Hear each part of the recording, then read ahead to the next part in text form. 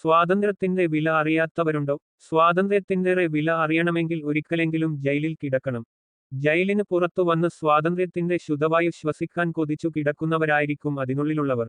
അപ്രതീക്ഷിതമായ സാഹചര്യത്തിൽ ജയിലിലകപ്പെട്ട് സ്വാതന്ത്ര്യത്തിനായി ദാഹിച്ചു കഴിയുന്ന നിസ്സഹായരായ ചിലരെ രക്ഷപ്പെടുത്താൻ ഉറ്റവർ നടത്തുന്ന പോരാട്ടത്തിന്റെ കഥയാണ് നവാഗതനായ ജോ ജോർജ് സംവിധാനം ചെയ്ത ആസാദി എന്ന ചിത്രം പറയുന്നത്.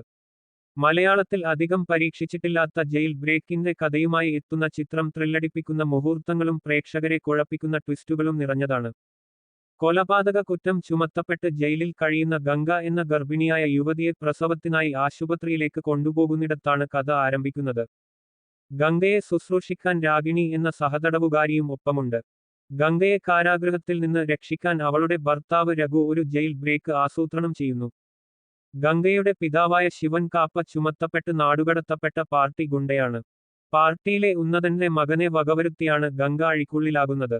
മകളെ രക്ഷിക്കാനുള്ള രഘുവിന്റെ ശ്രമത്തിനൊപ്പം ശിവനും ചേരുന്നു. തന്റെ അവസാന സമ്പാദ്യവും സ്വരുക്കുട്ടി ആശുപത്രിയിലെ ചില ജീവനക്കാരെയും ഗർഭിണികളുടെ കൂട്ടിരിപ്പുകാരെയും കൂട്ടുപിടിച്ചുകൊണ്ട് ഗംഗയെയും കുഞ്ഞിനെയും പ്രസവത്തിനു ശേഷം കടത്തിക്കൊണ്ടുപോകാൻ രഘു നടത്തുന്ന ശ്രമങ്ങളാണ് ആസാദി എന്ന ചിത്രം പറയുന്നത്. രഘു എന്ന കഥാപാത്രത്തെ ശ്രീനാഥ് ബാസി മികവുറ്റ രീതിയിൽ അവതരിപ്പിച്ചിട്ടുണ്ട്.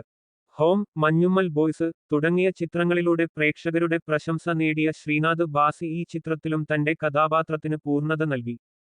ലാൽ അവതരിപ്പിച്ച ശിവൻ എന്ന കഥാപാത്രവും ശ്രദ്ധേയമാണ്. മാസരംഗങ്ങളിൽ കയ്യടി നേടുന്നതിനൊപ്പം ഒരു അച്ഛന്റെ വൈകാരിക തലങ്ങളും അദ്ദേഹം ഭംഗിയായി അവതരിപ്പിച്ചു. രവീണ രവിയാണ് പൂർണ്ണ ഗർഭിണിയായ ഗംഗ എന്ന തടവുകാരിയെ പക്വതയോടെ അവതരിപ്പിച്ചത്.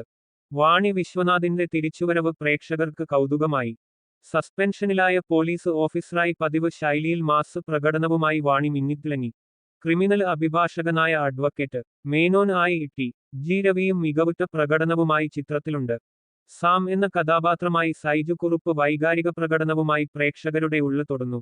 സംവിധായകനായ ബോബൻ സാമുവൽ ശക്തമായൊരു കഥാപാത്രമായി ചിത്രത്തിലെത്തുന്നുണ്ട്.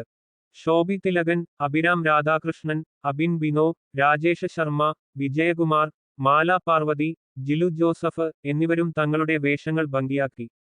നവാഗതനായ ജോ ജോർജ് ഒരുക്കിയ ആസാദി സംവിധായകന്റെ ആദ്യശ്രമം എന്ന നിലയിൽ കയ്യടി അർഹിക്കുന്നുണ്ട്.